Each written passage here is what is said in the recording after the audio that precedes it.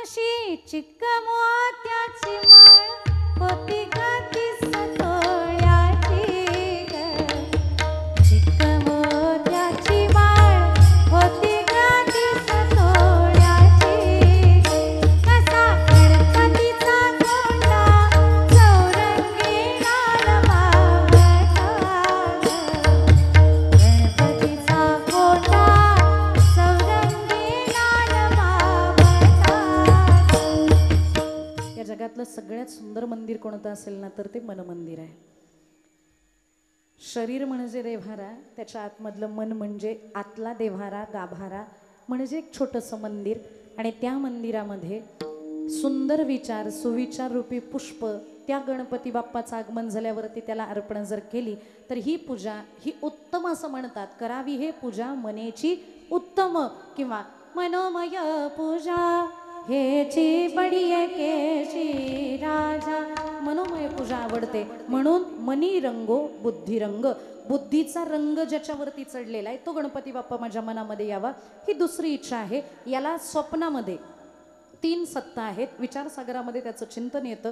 पहिली सत्ता आहे ती म्हणजे प्रातिभासिक सत्ता, दुसरी सत्ता आहे ती म्हणजे व्यावहारिक सत्ता आणि तिसरी सत्ता आहे ती म्हणजे परमार्थिक सत्ता. पहिली आपण मूर्तीतलं सगुण रूप बघितलं त्याला व्यावहारिक सत्ता असं म्हणतात. दुसऱ्या चरणामध्ये आपण मनामध्ये स्वप्नामध्ये गणपती बाप्पा यावा असं इच्छा केली याला प्रातिभासिक सत्ता म्हणतात. आणि शेवटची सत्ता आहे ती म्हणजे परमार्थिक सत्ता. आणि सध्या सत्ता फक्त धन्याचीच आहे, परमार्थिकच आहे. सत्ता धन्याची की जे मायबाप. आता हे जरी नसेल कळलं तरी थोडंसं चिंतन मांडते. वाढवणार नव्हते संपवणारच होते पण लाईट आली म्हणून 2 मिनिटात एवढं चिंतन करते आणि माझा विषय संपवते. चराचरी गजानन देखो माझे नयन. सर्वत्र भगवंताचं दर्शन व्हावं याला अपरोक्षानुभूती असं म्हणतात. आपल्याला सर्वत्र देव दिसत नाही. गणपतीच्या मूर्तीत देव दिसतो पण साताऱ्यात शहरात प्रवेश केल्यानंतर चौकात जर एखादा भिकारी भीक मागायला आला तर आपण त्याला कधी काही देतो का? म्हणजे पैसे द्या असं मी कधीच म्हणत नाही.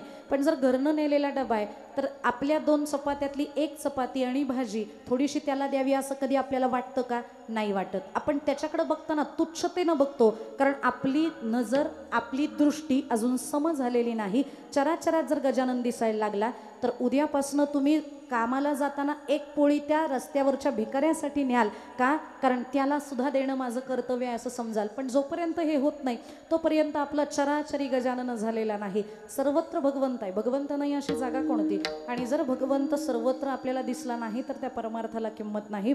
सर्वागटी राम देहादेही एक सूर्यप्रकाशक सहस्ररश्मी असं ज्ञानोबराय म्हणतात. सर्वांमध्ये तोच राम आहे जो आपल्यामध्ये आहे. त्याच्यामुळं सर्व हृदयांमध्ये विराजमान जर तो असेल तर प्रत्येकामध्ये असणाऱ्या आत्मतत्वाला ईश्वर समजून त्यांची सेवा करणं हे आपलं कर्तव्य नाही का? आणि जर यदा कदाचित सर्वांमध्ये देव नसता तर एकनाथ महाराज जे गंगेचं पाणी कावडीनं त्यांच्या भगवंताच्या पूजेला घेऊन चालले होते ते रस्त्यामध्ये तडफडत असणाऱ्या गाढवाच्या मुखामध्ये त्यांनी टाकलंच नसतं. त्यांना गाढवामध्ये सुद्धा देव दिसला. आपल्याला कधी दिसेल का? आपल्या दरवाजात जर कुत्रं आलं आणि जर ते कुत्रं वाळवत घातलेल्या एखाद्या गोष्टीला तोंड लावायला लागलं तर आपण त्याला म्हणतो एवढं नाही पोट भरेस तोपर्यंत खा असंच म्हणतो ना आपण. वाळवणाच्या कडेने ठेवलेली दगडीच फेकून मारतो आपण त्याला का? आपल्याला अजून कुत्र्यामध्ये देव दिसला नाही. पण तुकोबांची मात्र दृष्टी समजली म्हणून तुकोबराय म्हणतात चराचरी गजानन पाहो माझे नयन.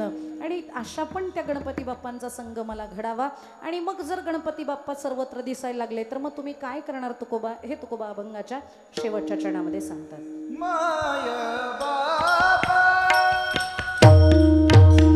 Bye.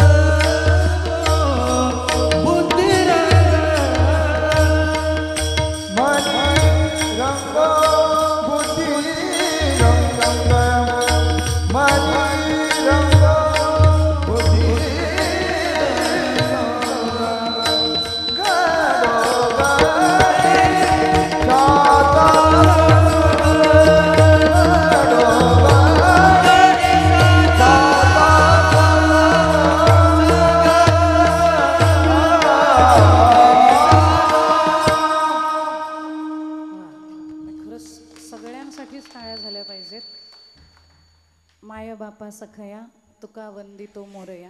काय असतं, महाराष्ट्रभर महाराष्ट्राच्या बाहेर कीर्तनांना जाते. आजकाल म्हणजे गायक वादकांचा दोष नाही, त्यांच्या गुरूंचाच काही काही थोडाफार दोष मानावा लागेल. गाताना असा गा की त्याला टाळच नाही वाजवता आला पाहिजे, वाजवताना असा वाजव की गायकाला समज नाही सापडली पाहिजे. म्हणजे असं शिकवणारे सुद्धा गुरु आहेत, पण तुमच्यामध्ये मात्र ती तेड, तो तिरकेपणा कुठंच जाणवत नाही. आणि हे साधेपणाचं जगणं, ह्यालाच वारकरी जगणं असं म्हणतात. आणि म्हणूनच संप्रदायाला किंमत आहे, म्हणूनच वारकरी मोठा मानला जातो. हे जे तुमचं साधेपण आहे, हे जे मवाळपण आहे, आणि काय आहे ना, वाजवण्यात गाण्यामध्ये तुमची सात्विकता दिसते बरं का. बऱ्याच जणांच्या गाण्यामध्ये त्यांचा अहंकार बोलत असतो. मग कला हा नीट कला जपत असेल तर ठीक, नाही तर एरवी कारच असतो. जर समजा तो तामसी असेल तर, राजसी असेल तर. पण जो सत्व गुण वृद्धी करून जो गातो, त्याच्या गाण्यातला भाव कळतो. वाजवताना पण बऱ्याचदा काही काही वाजवणारे असे वाजवतात, मी तर बऱ्याचदा म्हणते यांचे माईकच बंद करा. गाणं गायकांपेक्षा कीर्तनकारांपेक्षा, आणि काय नाही, फक्त धडधड धडधड धडधड काहीतरी वाजवतात. त्यांना कुठं सम नाही, कुठं उतरण नाही, मग काळ कुठं सम कुठं काही त्यांचं कळत नाही. पण तुम्ही दोघांनी सुरुवातीच्या चालीला जे दोन तुमचे हे केले, मुखडे दाखवले, ते इतके भयानक गोड होते. त्याच्यामध्ये कुठं आविर्भाव नव्हता. आणि आजकाल वाजवण्यापेक्षा ते असं करतात ना,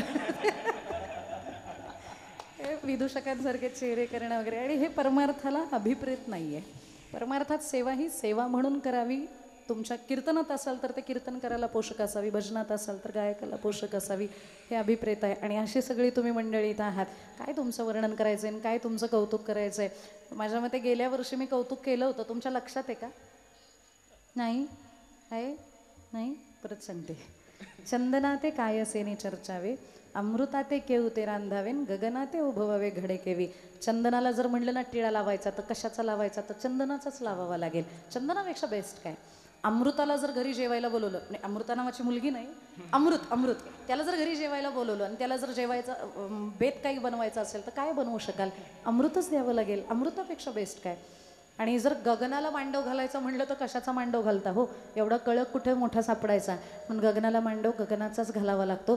तसं या सगळ्यांची तुलना, भरतगाव वाडीतल्या सगळ्या कलाकारांची तुलना जर कोणाशी करायची असेल तर या भरतगाव वाडीतल्याच कलाकारांशी करावी लागेल. इतकं सुंदर हे सगळेजण सादरीकरण करत आहेत. आणि काय असतं, कीर्तनकाराचं कीर्तन एखाद्या वेळेला डळमळीत होऊ शकतं, पण यांच्या ताकदीवरती कीर्तन उठतं. रंगदेवता आणण्याचीच क्षमता ह्या सगळ्या मंडळींमध्ये असते, आणि ती तुम्ही आज आणली, म्हणून तुम्हा सगळ्यांचे धन्यवाद. माय बापा सखया तुका वंदितो मोरया. आता काही जणांचा हा प्रश्न असेल, तुकोबराय वैष्णव आहेत, तुकोबराय गाणपत्य नाहीत.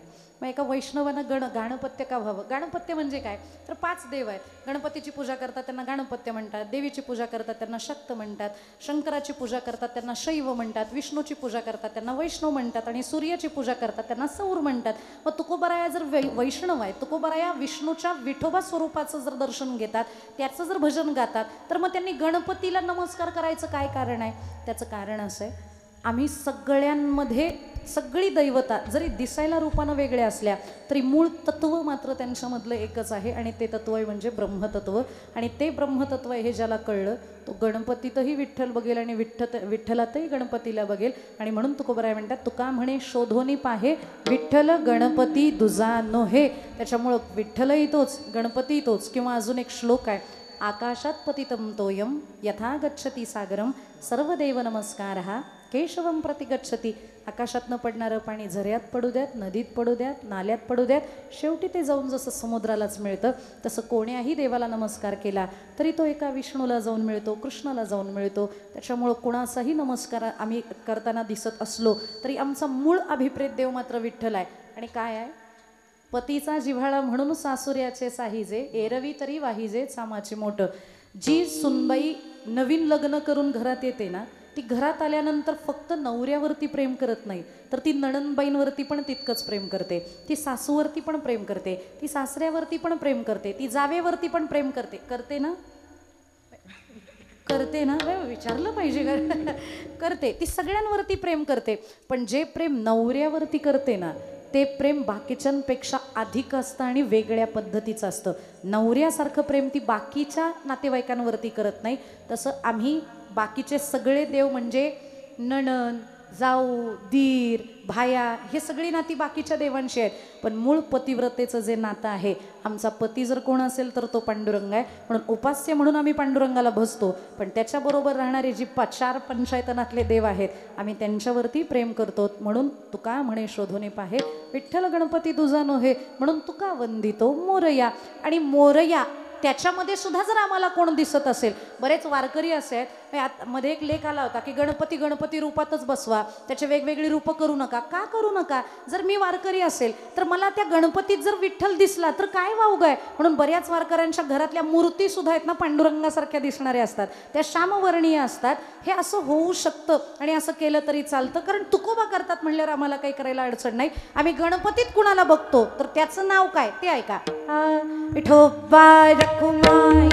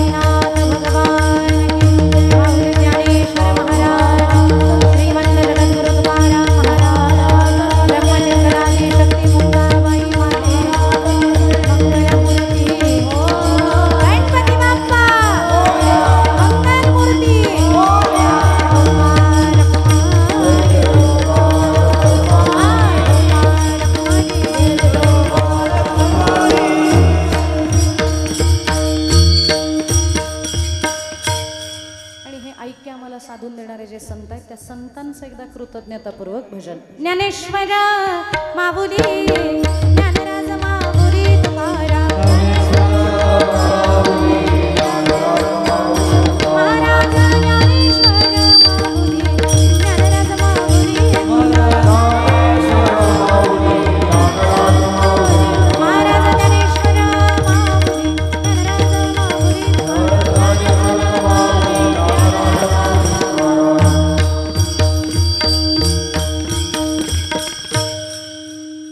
11:16 झालेली आहेत. ठरलेल्या नियोजित वेळेपेक्षा 16 मिनिटं मी तुमची अधिकची घेतली, त्याबद्दल मी सर्वांची दिलगिरी व्यक्त करते. परत एकदा समस्त ग्रामस्थ भारतगाव वाडीकरांचे मी मनपूर्वक ऋण व्यक्त करते. गणपतीच्या समोर नाही ती गाणी वाजवण्यापेक्षा कधीतरी त्याच्या समोर वाजू द्या ना.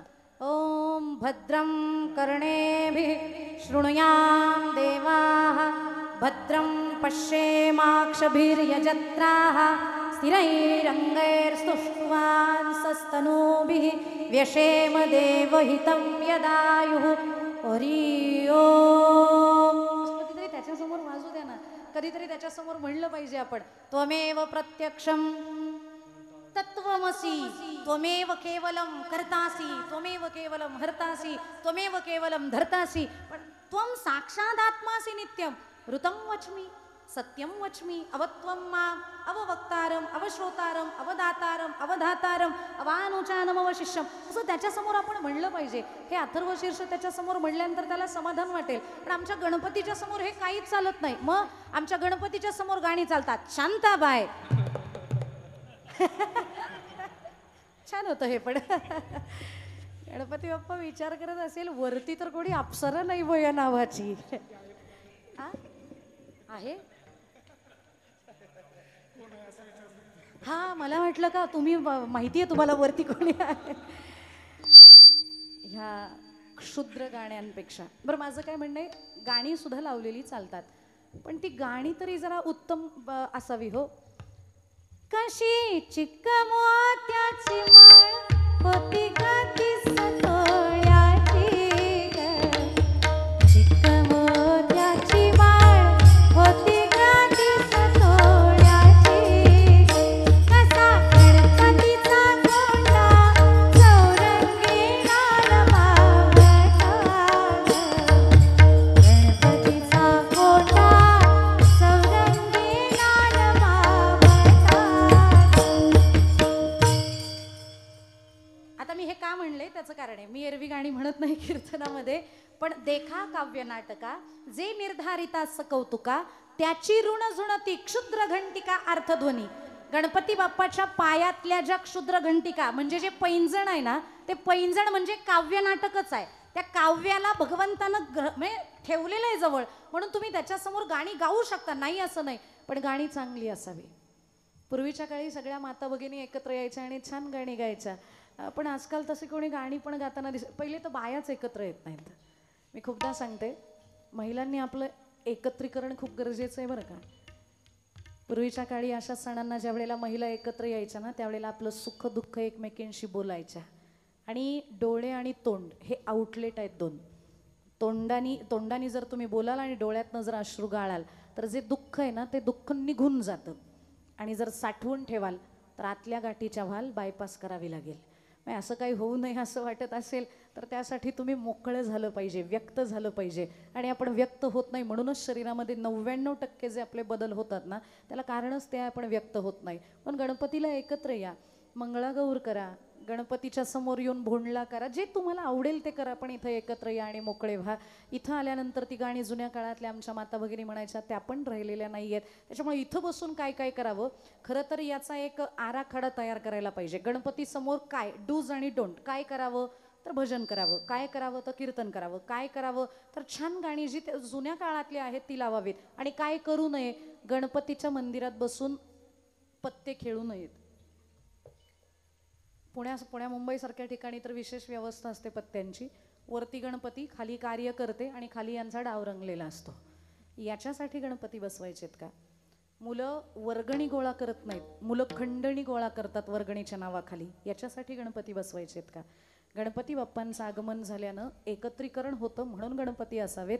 एखाद्या गरीबाची मान मोडून पिरगळून जर तुम्ही गणपती साजरे करणार असाल तर गणपती बाप्पा तुमच्यावरती कृपा करणार नाहीत आणि अवकृपा केल्याशिवाय राहणार नाहीत. म्हणून डोंट काय तर वर्गणी ज्याला जी ऐच्छिक असेल त्याच्याकडनं ती घ्यावी, आग्रह करू नये. गणपतीच्या समोर बसून गुटखा तंबाखूजन्य पदार्थ खाऊ नयेत, गणपतीच्या समोर बसून जुगार खेळू नये आणि गणपतीच्या समोर बसून अश्लील चाळे विनोद करू नयेत, जे की आपल्या समाजात प्रचंड मोठ्या प्रमाणात बघायला मिळतात. त्याच्यामुळं आपणच आपल्या देवाची विटंबना करतो की काय असं वाटतं. आणि अजून एक मला महत्त्वाचा विषय सांगायचा आहे. गणपती ज्या वेळेला आपण अनंत चतुर्दशीला त्यांना त्यांच्या गावी पाठवण्यासाठी जलविसर्जन करण्यासाठी आपण जातो ना, त्यावेळेला काही काही लोक थेट अशी मूर्ती घेतात आणि टाकून देतात. अरे 10 दिवस ज्याला तुम्ही काळजाला लावलेलं होतं, इतकं हृदयाच्या जवळ तुम्ही त्याला जपलं आणि शेवटी तुम्ही त्याला मूर्ती समजून टाकून देताय, असं टाकू नका.